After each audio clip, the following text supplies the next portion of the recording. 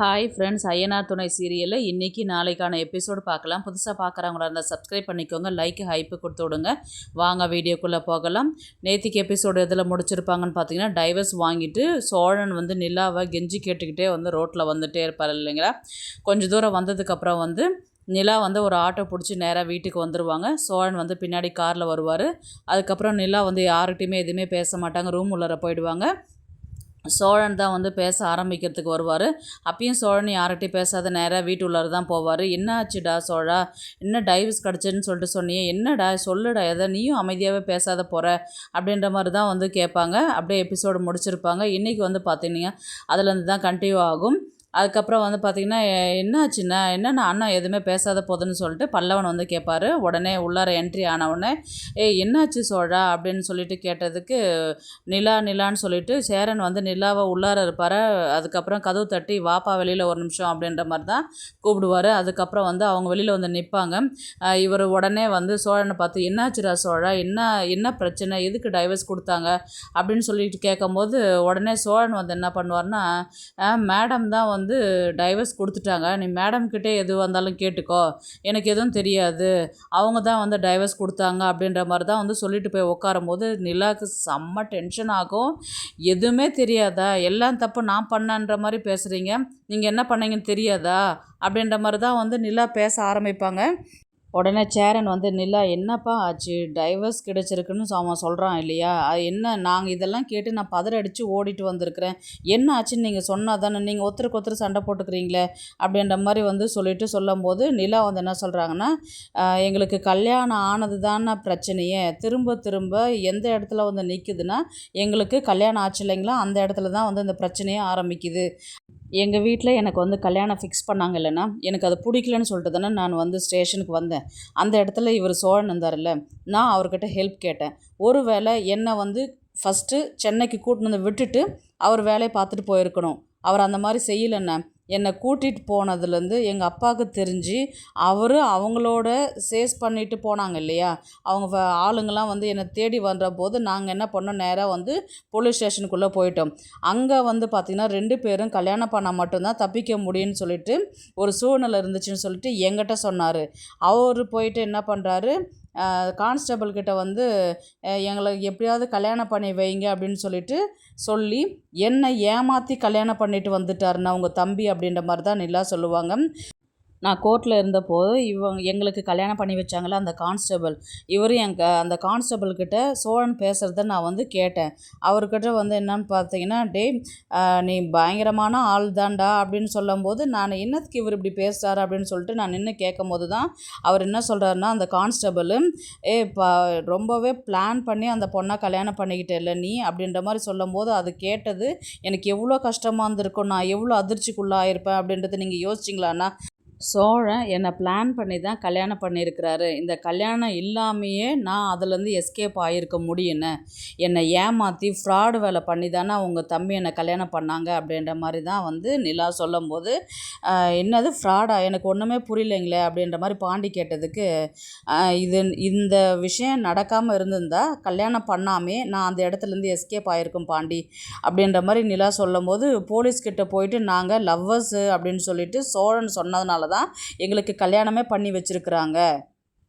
அன்னைக்கு என்கிட்ட நம்ம கல்யாணம் பண்ணாதான் இங்கேருந்து நம்ம தப்பிக்க முடியும், இது ஒரே ஆப்ஷன் இதுதான் அப்படின்னு என்கிட்ட சொன்னார். நானும் போட்டோம் இதுதான் விஷயம் அப்படின்னு நினச்சிக்கிட்டு நானும் அன்னைக்கு கல்யாணம் பண்ணிக்கிட்டேன். உடனே சேரன் டே சோழா என்னடா பண்ணி வச்சுருக்கிற, நிலா என்னென்னமோ சொல்லுது, என்னடா பண்ணி வச்சுருக்கிற நீ அப்படின்னு சொல்லி கேட்டதுக்கு, அண்ணா எனக்கு நிலாவை பிடிச்சிருந்துச்சுண்ணே, அதான் நான் கல்யாணம் பண்ணிக்கிட்டேன் நான். ஏன் அவர் உடனே நிலா ஏன்னா அவருக்கு மட்டும் பிடிச்சா போதுமா, எனக்கு பிடிக்கணும்னு அவசியம் இல்லையா, எங்கள் வீட்டில் என்னை டார்ச்சர் பண்ணுறாங்க, கஷ்டப்படுத்துகிறாங்கன்னு சொல்லிட்டு தான் நான் அங்கேருந்து எஸ்கேப் ஆகிட்டு பயங்கரமான அந்த சுச்சுவேஷன்லேருந்து வெளியில் வர்றதுக்குள்ளே இவர் அந்த விஷயத்தை சாதகமாக யூஸ் பண்ணி என்ன அன்றைக்கி அவர் கல்யாணம் பண்ணிக்கிட்டார். இந்த கல்யாணம் மட்டும் நடக்காமல் இருந்திருந்தால் நான் என் பாட்டுக்கு நான் சென்னைக்கு வந்திருப்பேன், ஏதோ ஒரு வேலை பார்த்துக்கிட்டு நிம்மதியாக இருந்திருப்பேன். நான் கொஞ்ச நாள் கழித்து எங்கள் அப்பா அம்மாவும் என்னை புரிஞ்சுக்கிட்டு என்னை கூட்டின்னு போயிருப்பாங்க.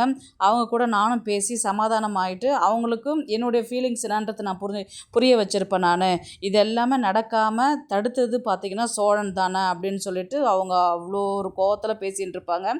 ஆனால் இவர் என்னை முட்டாளாக்கி கல்யாணம் பண்ணி நானும் கேட்குற இடத்துலலாம் கையெழுத்து போட்டது வந்து பார்த்திங்கன்னா அப்போ ரெஜிஸ்ட்ரேஷனுக்கு தான் கல்யாணம் பண்ணுறதுக்கான சைனுன்றது அப்போ தெரியாத முட்டாள்தனமான நான் ஒரு சைனெல்லாம் நான் போட்டேன். அது இப்போ தான் எனக்கு புரியுது.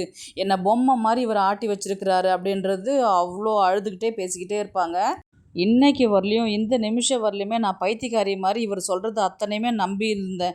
இதே டைவர்ஸ்க்கு அப்ளை பண்ணதுனால தான் இவரை பற்றி தெரிஞ்சுது. இதே நான் டைவர்ஸ்க்கு அப்ளை பண்ணலன்னா காலம் ஃபுல்லாக இந்த பொய்யை இவர் மறைச்சி அவர் எப்படி என் கூட வாழ்ந்திருப்பார்.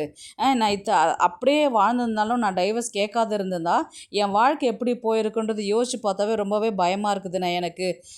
அதுக்கப்புறம் நான் வந்த புதுசில் நான் ஹாஸ்டலுக்கு போய் ஜாயின் பண்ணுறேன்னு சொல்லிட்டு தேடினப்போ ஆதார் கார்டு ப்ரூஃப் வேணும்னு சொல்லிட்டு என்கிட்ட கேட்டாங்களா எல்லா ஹாஸ்டல்லையுமே. ஆனால் ஆதார் கார்டு இவர் எடுத்து மறைச்சி வச்சுன்னு எனக்கு கொடுக்கவே இல்லை. நான் கொடுத்துருந்தாக்கா நான் வெளியில் போயிடுவேன்னு சொல்லிட்டு அந்த ஆதார் கார்டையுமே வந்து பார்த்திங்கன்னா இவர் மறைச்சி வச்சுருந்துருக்கிறார். நான் எவ்வளோ கஷ்டப்பட்டேன், ஹாஸ்டலாக ஏறி எப்படி இறங்கினேன், இந்த வீட்டுக்கு வந்து நான் எவ்வளோ கஷ்டப்பட்டேன். இதுக்கு பயந்துன்னு தானே நான் ஹாஸ்டலில் போய் தங்க போகிறேன்னு போனேன். அந்த இடத்துல ஆதார் கார்டு காமிச்சாதான் எனக்கு உள்ளே விடுவாங்க தெரிஞ்சும் இவர் என் கூடவே இருந்தும் அதை வச்சுக்கிட்டே இருக்கிறாரு. ஐயோ அந்த பொண்ணு இப்படி கஷ்டப்படுதேன்னு சொல்லிட்டு கூட அந்த பாவம் பார்த்து கூட எனக்கு அந்த ஆதார் கார்டு எடுத்து கொடுக்கலண்ணே. எவ்வளோ ஒரு மோசமான ஆளாக இருக்கிறாரு இவர். ஆனால் அந்த செகண்ட் கூட என்கிட்ட தான் அந்த ஆதார் கார்டு இருக்குது, நீ ரொம்ப கஷ்டப்படுற அப்படின்னு சொல்லிட்டு அந்த உண்மை கூட என்கிட்ட அப்போ அவள் சொல்லவே இல்லை. அதை விட மோசம் என்னன்னு தெரியுங்களா, இது எல்லாமே இந்த விஷயத்த வந்து நக்கலாக சிரிச்சுக்கிட்டு அந்த கான்ஸ்டபிள்கிட்ட சொல்கிறாருண்ணே. அப்போ அதை எனக்கு எப்படின்னா இருக்கும், உங்களை அப்படி சொல்ல சொன்னதே நான் தான் சார்னு சிரிச்சுக்கிட்டே சொல்கிறாரு. ஒரு பொண்ணை ஏமாற்றிட்டேன்ற அந்த ஒரு ஃபீலிங்ஸ் கூட இல்லாத சிரிச்சுக்கிட்டே ஜாலியாக எப்படின்னா சொல்ல முடியுது அவர்கிட்ட அப்படின்னு சொல்லும்போது சேரன் வந்து டே என்னடா பண்ணி வச்சுருக்கிற. ஆமாண்ணா நான் பிளான் பண்ண மாதிரி தான் பண்ணேன், கல்யாணம் பண்ணேன். எனக்கு வந்து நிலாவை பிடிச்சிருந்துச்சு. என்ன மாதிரி ஒரு பொண்ணெல்லாம் வந்து யாருன்னா கல்யாணம் பண்ணிப்பாங்க. அதனால் நான் ஏமாற்றி ஃப்ராட் பண்ணி எனக்கு சாதகமாக நான் மாற்றிக்கிட்டேன். அப்போது நான் சந்தோஷமாக இருக்கணும், நான் மட்டும்தான் நல்லா இருக்கணும்னு நான் நினச்சேன், அதனால் நான் பண்ணிட்டேன் அப்படின்னு சொல்லிட்டு சொல்லும்போது உடனே பல்லவன் வந்து ஏன்னா உன் சந்தோஷம் மட்டும் பார்த்தா போதுமா, அவங்க கஷ்டப்படுறாங்களேன்னு அவங்களுக்கு பிடிச்சிருக்கா பிடிக்கலையா அதெல்லாம் எதுவும் பார்க்க மாட்டேன்னு கேட்டதுக்கு டே பல்லவா வாய் மூடி நின்றுரு நீ அப்படின்ற மாதிரி சோழன் கோவப்படுறாரு. பார்த்தீங்களாண்ணே இப்போ கூட அவர் என்னை யூஸ் பண்ணிட்டாருன்னு தான் சொல்கிறாரு. நானும் ஒரு பொருளை சண்டை போட்டு வாங்கிறதுக்கு இது வரைக்கும் என்கிட்ட சொல்லவே இல்லைண்ணே. இந்த மாதிரிலாம் ஒரு பிரச்சனை நடந்தது, இப்படிலாம் நான் ஸ்டேஷனில் பண்ணன்ட்டு அவர் என்கிட்ட சொல்லலை. நான் காரில் போகும்போது கூட கேட்டேன், ஏதாவது இன்னும் என்கிட்ட எதாவது மறைக்கிறீங்களா அப்படின்னு சொல்லிட்டு கேட்டது போது கூட அப்போ கூட அவர் என்கிட்ட எதுவுமே சொல்லவே இல்லைண்ணே. ஒவ்வொரு முறையுமே வந்து என்னை பிளான் பண்ணி என்னை ஏமாத்தினவர்கிட்ட நான் எப்படி சேர்ந்து வாழ முடியும். அதனால தான் நான் டைவர்ஸ் கேட்டு வாங்கிட்டேன். எனக்கு டைவர்ஸும் கொடுத்துட்டாங்க. வீட்டில் இன்றைக்கி எந்த பிரச்சனையுமே இல்லாமல் இருக்கலாம். ஆனால் நான் இங்கே வந்தப்போ எவ்வளோ கஷ்டப்பட்டது எல்லாமே இவர் சோழன் எனக்கு க்ரியேட் பண்ணது தான். போலீஸை நம்ப வச்சு நம்ப வச்சு ட்ராமாவை நடத்தி அதுலேருந்து எனக்கு தெரியாமல் நானே நடித்து ஐயோ என்னால் முடியலண்ணே அப்படின்ற மாதிரி தான் அவங்க சொல்லுவாங்க. டே சோழா டே என்னடா பண்ணி வச்சுருக்க, இவ்வளோ பெரிய தப்பு பண்ணி வச்சுருக்கிற அண்ணா, தப்பு தானா எனக்கு தெரியுதுண்ணா, எனக்கு வந்து அவளை பிடிச்சிருந்துச்சுண்ணா அப்படின்ற மாதிரி தான் சொன்னதுக்கு என்னடா பிடிச்சிருந்துச்சு இதே சொல்லிகிட்டு இருக்கிற, என்ன மாதிரி இருக்கிற பசங்களுக்கெல்லாம் யாரும் இந்த மாதிரி பொண்ணெல்லாம் லவ் பண்ணிக்கிட்டுலாம் வராதண்ணே அப்படின்னு சொன்னதுக்கு உடனே சேரன் வந்து என்ன சொல்லுவான்னா, நீ அந்த பொண்ணை கொண்டு வந்து சென்னையில் விட்டுட்டு அதுக்கப்புறம் வந்து நீ உன்னுடைய லவ்வை வந்து ப்ரப்போஸ் பண்ணியிருந்தா அப்போ வந்து அவள் உன்னை அக்செப்ட் பண்ணியிருப்பாள், அப்போ உன்னை மனசார ஏற்றுன்ருப்பாள் அப்படின்னு சொல்லி கேட்டதுக்கு கீழ்ச்சா இவன் இந்த மாதிரி பொண்ணெல்லாம் என்னெல்லாம் வந்து தேடியெல்லாம் யாரும் வரமாட்டாங்க, என்னை பாய் காட்டிட்டு போயிருப்பாங்க, அதனால் எனக்கு சாதகமாக மாற்றினதில் என்ன தப்பு இருக்குது அப்படின்ற மாதிரி தான் சோழன் வந்து சேரன்கிட்ட சொல்லிட்டு இருப்பாரு. சரி அப்படியே கூட தான் இருந்தாலும் அந்த பொண்ணுக்கிட்ட அவ்வளோ பெரிய பொய்யை மறைச்சிருக்கிறல்ல, எத்தனை நாளைக்கு அவளுக்கு தெரியாமல் நீ மறைச்சி வாழ்வ சொல்லு பார்ப்போம். இந்த பிரச்சனை இப்போ இதில் நாளைக்கு என்ன பிரச்சனை வருன்றது அதை பற்றி நீ கொஞ்சம் கூட யோசிக்கவே இல்லையா? காலத்துக்கு எப்படிடா அந்த பொண்ணுக்கிட்ட வந்து அந்த உண்மையை மறைச்சி சந்தோஷமாக நிம்மதியாக எப்படிடா உன்னால் வாழ முடியும் அப்படின்ற மாதிரி கேட்டதுக்கு இன்றைக்கி அந்த பொண்ணுக்காக எல்லா இடத்துலையுமே நிற்கிற மாதிரி உன் லவ்வை சொல்லியிருந்தா அந்த பொண்ணு கண்டிப்பாக உன்னை ஏற்றுந்துருக்கோண்டா. உடனே சோழன் வந்து நிலா மாதிரி ஒரு பொண்ணு என் வாழ்க்கையில் இருந்தால் என் வாழ்க்கை அழகாக இருக்கும்ண்ணா. அன்னைக்கு நான் எதை பற்றியுமே யோசிக்கவே இல்லை. அந்த நேரத்தில் எனக்கு என்ன தோணுச்சோ அதான் நான் செஞ்சேன். அதுக்காக நான் நிலாவை கஷ்டப்படுத்தலையே. என்னால் முடிஞ்ச அளவுக்கு எவ்வளோ அவ்வளோ சந்தோஷமாக வச்சுருக்க முடியுமோ அவ்வளோ நான் சந்தோஷமாக தான் நான் வச்சுக்கிட்டு இருந்தேன். உடனே பல்லவன் வந்து அண்ணன் நீ அவங்க வாழ்க்கைக்குள்ளே போகாமல் இருந்தால் அவங்களே அவங்க வாழ்க்கையை பார்த்துருந்துருப்பாங்கண்ணே, அவங்க நல்லாவே இருந்திருப்பாங்கண்ணே அப்படின்னு சொன்னதுக்கு டே பல்லவா கடுப்பேற்றாத. உடனே நிலா போயிட்டு பேக்கில் எல்லாமே ட்ரெஸ் எல்லாம் எடுத்து வச்சுக்கிட்டு வெளியில் வந்து நிற்பாங்க. என்னப்பா நிலா உண்மையிலே போறியப்பா அப்படின்ற மாதிரி கேட்டதுக்கு, ஆமாம் நான் எனக்கு உங்கள் மேலெல்லாம் எந்த வருத்தமும் கோபமும் இல்லை, எனக்கு உங்களை ரொம்பவே பிடிக்கும். உடனே நடேசன் வந்து, ஏம்மா நான் வேணா அவனை வீட்டை விட்டு துரத்திடுறேம்மா, நீ இங்கேயே இரும்மா, நீ எங்கேயும் போகாதம்மா அப்படின்னு சொல்லி சொன்னதுக்கு, வேண்டாங்க அங்கிள், இனியாவது என் வேலையை நான் பார்த்துட்டு நான் போகிறேன். அதுக்காக நான் வந்து எல்லார் மேலேயும் கோவமாக இருக்கிறேன்றதுக்கெல்லாம் அர்த்தம் கிடையாது. உங்கள் மேலே எல்லாமே எனக்கு எந்த கோவமும் கிடையாது. நான் இங்கே இருந்த வரலையுமே நீங்கள் எல்லாருமே என்னை அவ்வளோ சந்தோஷமாக பார்த்துக்கிட்டீங்க. இந்த லைஃப் பிடிச்சதுனால தான் நான் இங்கே இருந்தேன். உங்களையும் ரொம்ப பிடிச்சதுனால தான் இங்கே இருந்தேன் நான். இதுக்கப்புறமும் நான் வெளியில் போனாலும் உங்ககிட்ட பார்த்தா பேசுவேன், பழகுவேன், கால் பண்ணி கூட நான் பேசுவேன். ஆனால் சோழன் ஏமாத்துனதை மட்டும் என்னால் மறக்க முடியாது. அந்த அந்த வலியும் அந்த வேதனையும் என்னால் சுத்தமாக மறக்கவே முடியாது, என் உயிர் போகிற வரலையும். அதனால் நான் சோழன்கிட்ட இருக்கணும்னு எனக்கு அவசியமே இல்லை. நீங்கள் எல்லாருமே எனக்கு ரொம்பவே முக்கியம். அதுக்கப்புறம் அண்ணா நீங்கள் எனக்கு ஒரு வேலை வாங்கி கொடுத்தீங்க இல்லையா, அந்த ப்ராஜெக்ட் ஒர்க்கு அதை கண்டிப்பாக நான் முடிச்சு கொடுத்துருவேன். நான் பாதியெல்லாம் விட்டுட்டுலாம் போக மாட்டேன். நீங்கள் அதை பற்றிலாம் பயப்படாதீங்க. இவர் எனக்கு பண்ண துரோகத்தை வந்து நான் கண்டிப்பாக மன்னிக்கவே மாட்டேன் நான். போலீஸ் ஸ்டேஷனில் என்ன ஒரு பொம்மை மாதிரி ஆட்டி வச்சார் பாருங்கள், அதெல்லாம் என்னால் மறக்கவே முடியாதுண்ணே. மறக்கவும் மாட்டேன், மன்னிக்கவும் மாட்டேன் நான் வரேண்ணே அப்படின்ற மாதிரி தான் நிலா வந்து சொல்லுவாங்க. ஆனால் தயவு செஞ்சு என்னை போக வேணான்னு மட்டும் சொல்லிடாதீங்கண்ணே. உங்கள் வீட்டு பொண்ணை ஒருத்தன் இந்த மாதிரி ஏமாற்றி கல்யாணம் பண்ணியிருந்தா நீங்கள் சும்மா விடுவீங்களா அப்படின்னு கேட்டதுக்கு அவர் அப்படியே உடஞ்சி போய் நிற்பார் சேரன். அவன் நல்லவனோ கெட்டவனோ அவன் ஏமாற்றி கல்யாணம் பண்ணிக்கிட்டான்னு தெரிஞ்சு உங்கள் பொண்ணை அவங்க வீட்டிலே விடுவீங்களா அப்படின்னு தான் கேட்பாங்க நிலா. சொல்லுங்கண்ணே, உங்கள் வீட்டு பொண்ணை ஒருத்தன் ஏமாற்றி கல்யாணம் பண்ணியிருந்தா அந்த விஷயம் தெரிஞ்சதுக்கப்புறமும் அவளாம் அவங்க கூட இருக்க சொல்வீங்களா அப்படின்னு சொல்லிட்டு கேட்பாங்க. அப்படியே இன்றைக்கான எபிசோடு வந்து முடிப்பாங்க. நாளைக்கு வந்து பார்த்திங்கன்னா இது இவன் சோழன் மேலே தான் தப்பு இருக்குதுன்னு தெரிஞ்சதுக்கப்புறம் கண்டிப்பாக வந்து சேரன், பாண்டியன்லாம் வந்து யாரும் போகாத அப்படின்னு தடுக்கலாம் மாட்டாங்க. ஏன்னா சோழன் மேலே தப்பு இருக்குது. சோழன் தான் ஏமாற்றி இப்போ நிலாவை கல்யாணம் பண்ணிட்டு வந்தான்றபோது ஒரு பொண்ணு வாழ்க்கையை ஏமாற்றிட்டானே, இந்த மாதிரி வீணாக்கிட்டானே அப்படின்னும் போது சோழன் மேலே வந்து எல்லாருக்குமே வந்து ஒரு கோபம் இருக்க தான் செய்யுது. அதனால் அவங்க வீட்டு கிளம்பும் போது வந்து பார்த்திங்கன்னா அவங்க எல்லாருமே விட்டுடுறாங்க. சரி கொடுங்க அண்ணி, நான் பேக் எடுத்துகிட்டு வரேன் அப்படின்ற மாதிரி தான் வந்து பல்லவன் வந்து பேக் வாங்கிட்டு போகிற மாதிரி தான் இருக்கும். ஒன்று இவங்க வந்து ஹாஸ்டலில் போய் தங்குற மாதிரி இருக்கும், அப்படி இல்லைன்னா திவ்யா ரூமில் போய் தங்குற மாதிரி தான் இருக்கும். அப்படி தான் கதையை வந்து கொண்டு போவாங்க. இது வந்து பார்த்திங்கன்னா கண்டிப்பாக இந்த பிரச்சனை இப்போதைக்கு முடியாது.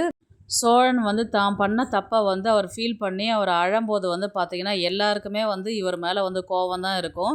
ஒரு பொண்ணுடைய விருப்பத்தின் பேரில் நீ கல்யாணம் பண்ணிட்டு வந்தால் பரவாயில்லை, விருப்பமே இல்லாத ஒரு பொண்ணை கல்யாணம் பண்ணி வச்சுட்டு வந்தேன்னா உன் வாழ்க்கை இப்படி தான் போகும் அப்படின்ற மாதிரி தான் வந்து எல்லாருமே வந்து திட்ட ஆரம்பிப்பாங்க. ஏண்டா இந்த அளவுக்கு நீ பொண்ணு விஷயத்தில் கொஞ்சம் வீக்காக இருப்பன்றது எனக்கு தெரியும், ஆனால் இந்த அளவுக்கு வந்து இவ்வளோ ஒஸ்ட்டாக நடந்து பண்ணுறது நான் எதிர்பார்க்கவே இல்லை அது எப்படிடா ஒரு பொண்ணு வாழ்க்கை நாசம் பண்ண உனக்கு மனசு வந்தது சொல்லு பார்ப்போம் அப்படின்ற மாதிரி தான் வந்து அவர் சேரன் வந்து கேட்பார். எல்லாம் தப்பு தானே, என்ன சும்மாவே திட்டிகிட்டே இருக்காதுண்ணா, அன்றைக்கி அந்த சூழ்நிலைக்கு எனக்கு அவளை பிடிச்சிருந்துச்சு, அதுக்காக நான் கல்யாணம் பண்ணுறதுக்காக பண்ணேன் என் இடத்துலேருந்து பார்க்கும்போது அது எனக்கு நியாயமாக பட்டது அப்படின்ற மாதிரி தான் வந்து திரும்பவும் சோழன் அதே விஷயத்தை தான் சொல்லுவார். என்ன தான் நியாயமாக இருந்தாலும் ஒரு பொண்ணுக்கு விருப்பம் இல்லாத போது அதை நீ கல்யாணம் பண்ணிக்கிட்டா அது தப்பு தானடா அப்படின்ற மாதிரி வந்து சொல்லும்பொழுது, ஆமாண்ணா என்ன மாதிரி ஒரு டிரைவருக்கு அவ்வளோ ஒரு அழகான பொண்ணை வந்து கல்யாணம் பண்ணுறதுன்னா அவள் என்னை தேடி வந்திருக்க மாட்டானா, அப்படியே நானும் லவ்வுன்னு போய் சொல்லியிருந்தாலும் அவள் என்னை மதித்து கூட இருக்க மாட்டா அவள் அப்படின்னு சொல்லிட்டு சொல்லும்போது, இருந்தாலும் உன்னுடைய ப்ரப்போஸை வந்து ஒரு மரியாதையாக அவளுக்கு தெரிவிச்சிருக்கணும் இல்லையா, அதுதானே உண்மையான லவ் அப்படின்ற மாதிரி தான் வந்து சொல்லியிருப்பாங்க. இருந்தாலும் நீங்கள் யார் என்ன சொன்னாலும் என்னுடைய சைட்லேருந்து பார்க்கும்போது அது நியாயம் எனக்கு அப்படின்ற மாதிரி தான் சொன்னது.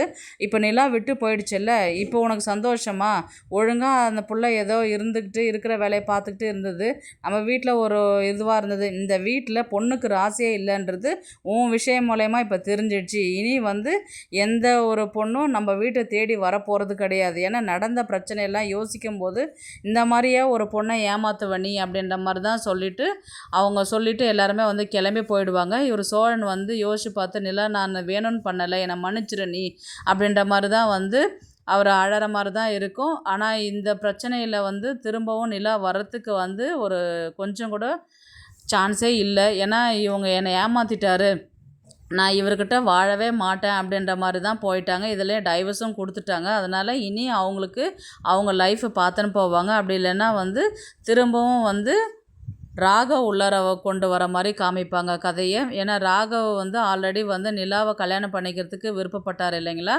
அதனால் ராகவ் திரும்பவும் வந்து கேரக்டரில் கொண்டு வர மாதிரி இப்போ ராகவ் வந்து மறுபடியும் வந்து நிலா கிட்ட ப்ரப்போஸ் பண்ணுற மாதிரி இந்த சூழ்நிலை வந்து இந்த சோழனுக்கு சாதகமாக முடியுமா, இல்லை சோழனுக்கு ஆப்போசிட்டாக நிலா வந்து ராகவ் வந்து கல்யாணம் பண்ணிப்பாங்களா பண்ணிக்க மாட்டாங்களா அப்படின்ற மாதிரி தான் வந்து கதையை வந்து கொண்டு போவாங்க.